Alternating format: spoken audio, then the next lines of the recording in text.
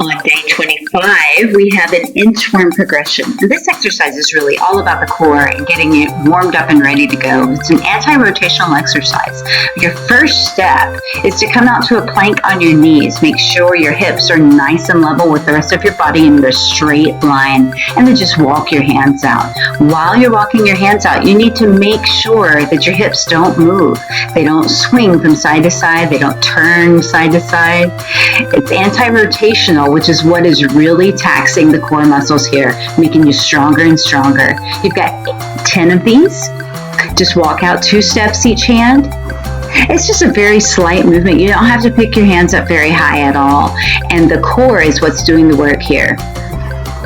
Not your shoulders, not your arms, your core. Keep holding that transverse abdominis nice and tight. That's just one of the core muscles. And you're done. Stretch back a little bit.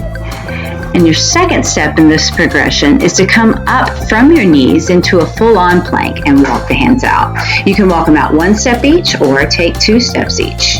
We're going to do 8 of these. Keep going. Same thing applies. You don't want your hips to move. Try to keep them down and level. You're making a plank, a table, not a mountain, not a valley.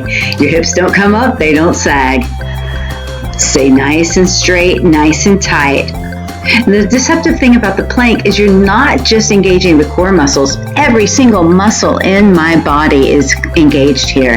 I'm tight. I'm squeezing from my thighs all the way up to my shoulders. And you will be too when you do this. Take a quick stretch and I'm going to show you the final step.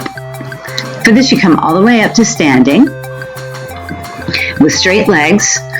You're going to tip forward, walk the hands out to plank.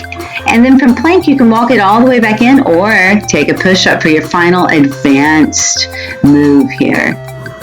And walk right back up again. See, the movement is a bit like an inchworm. You walk out, you plank, you push up, you walk back in, trying to keep the legs as straight as possible. You slide all the way up again. This is warming up those hinge muscles. You push the hips back and then come right back up again. Keep going. The muscles of the hips are getting worked here as well as the muscles of the core. And if you're doing the full push-up, well, the muscles of the shoulders and the chest as well. You have 8 of these also. Now, don't forget, you can just walk out to the plank. If you have blood pressure issues or if this makes you dizzy, then you might want to skip it and just stick with the plank walkout.